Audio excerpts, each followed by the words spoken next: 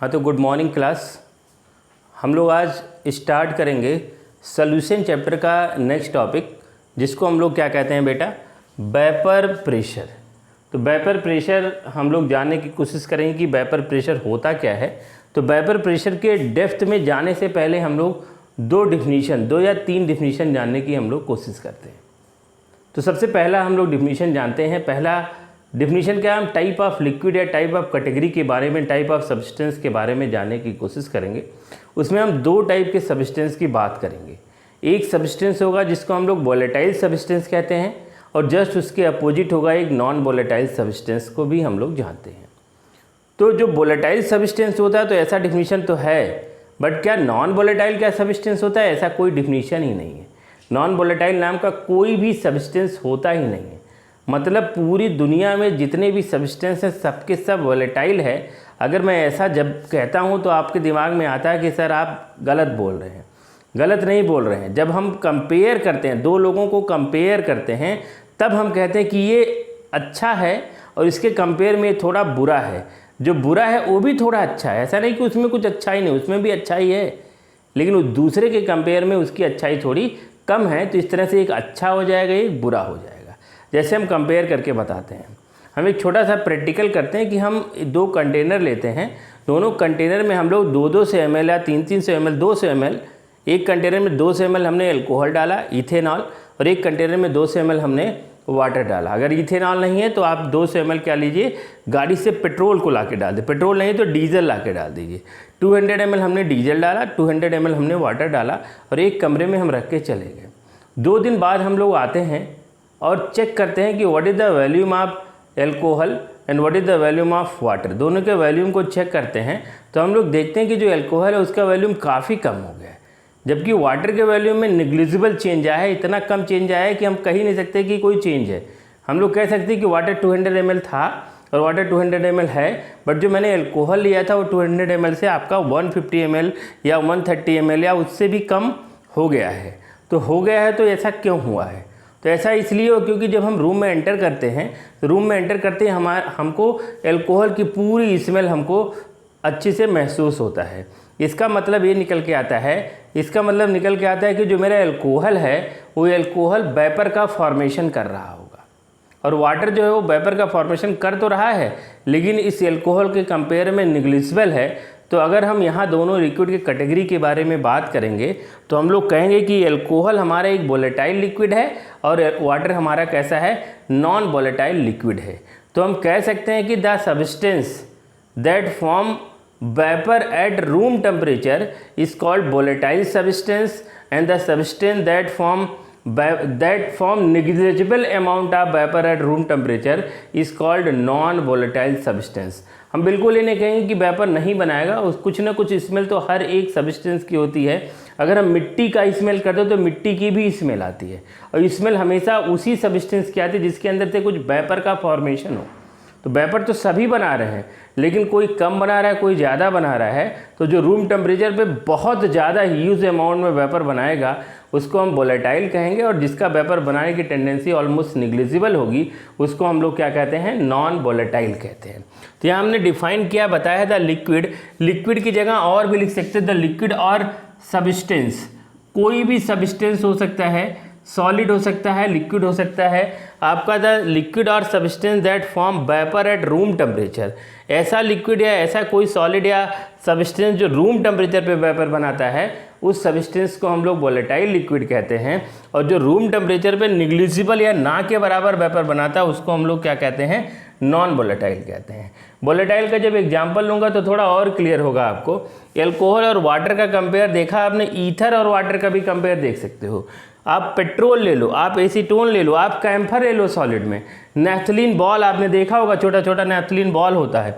ये सब volatile nature की होती है। आप नॉर्मल रूम टेम्परेचर पे क्या करते हैं, वेपर का फॉर्मेशन करते हैं। उसके अपोजिट अगर हम वाटर ले लेते हैं तो नॉर्मल रूम टेम्परेचर पे वेपर का फॉर्मेशन करेंगे, लेकिन निग्लिजिबल करेंगे। आप शुगर ले लीजिए, बहुत ना के बराबर। आपका सॉल्ट ले लीजिए, बिल्कुल ना के बराबर। तो हम लोग कह सकते हैं the substance that form negligible amount of vapor at room temperature is called non-volatile substance, and the substance that form huge amount of more amount of vapor at room temperature is called volatile substance. तो जो vapour बन रहा है उसी के pressure को हम लोग समझने की कोशिश करेंगे इस वेपर प्रेशर के टॉपिक में। अब यहाँ हम लोग समझ गए वोलेटाइल क्या होता है, नॉन वोलेटाइल क्या होता है, एकदम क्लियर कट हमको समझ में आ गया। अब हमको समझना है कि अगर कोई वोलेटाइल है, दो सब्सटेंस वोलेटाइल है, उसमें से कौन सा वोलेटाइल, दो लिक्विड हैं, दोनों वोलेटाइल हैं, तो इसमें से कौन सा लिक्विड अच्छा वोलेटाइल है और कौन सा लिक्विड थोड़ा खराब वोलेटाइल है। तो अच्छा खराब का मतलब क्या है कि जो भी हम वोलेटाइल लिक्विड लेंगे वो हमेशा प्योर वोलेटाइल होगा और उसकी टेंडेंसी वेपर बनाने की बहुत ज़्यादा होगी।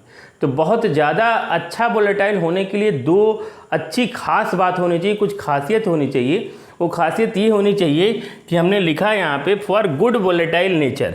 अच्छा वोलेटाइल नेचर होने के लिए जो भी मॉलिक्यूल होगा उस मॉलिक्यूल के बीच में इंटरमॉलिक्यूलर फोर्स ऑफ अट्रैक्शन बहुत कम होना चाहिए, बहुत ही कम इंटरमॉलिक्यूलर फोर्स ऑफ अट्रैक्शन होना चाहिए, पहली चीज़। दूसरी बात, लेस मॉलिक्यूलर वेट होना चाहिए।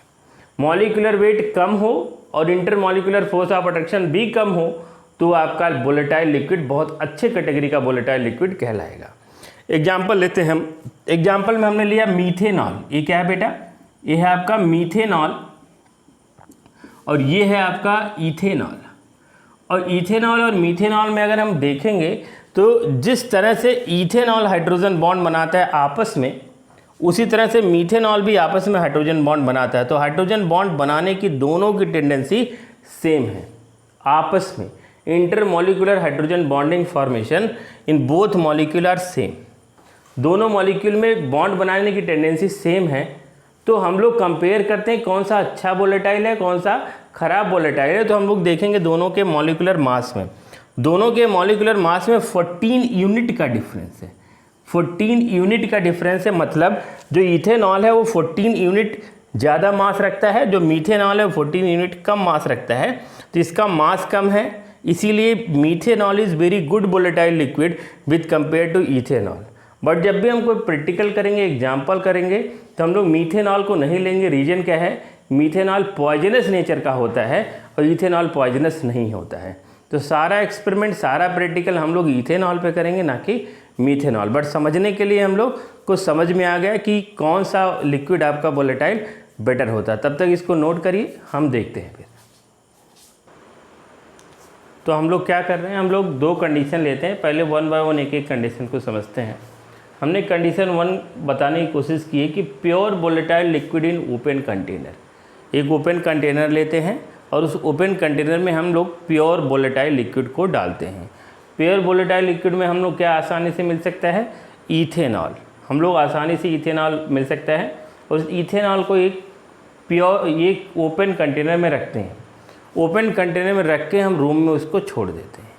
रूम में जब हम उसको छोड़ देंगे तो आप 2-3 दिन 4 दिन घूम टहल के आएंगे और जब उस रूम के अंदर एंटर करेंगे तो उस एल्कोहल की पूरी स्मेल आपको उस रूम में महसूस होगी। और आप देखेंगे अगर उस कंटेनर को, तो धीरे धीरे धीरे धीरे जो पहला सरफेस लेयर वेपर बनाया होगा, फिर जब पहला सरफेस लेयर वेपर बना के ख़त्म कर गया होगा तो दूसरा सरफेस का लेयर वेपर बनाया होगा। जब दूसरा वेपर लेयर ख़त्म हो गया तो तीसरा सरफेस का लेयर वेपर बनाया होगा। तीसरा ख़त्म हो जाएगा तो फोर्थ बनाएगा, फोर्थ ख़त्म होगा तो फिफ्थ बनाएगा, फिफ्थ ख़त्म होगा सिक्स्थ बनाएगा।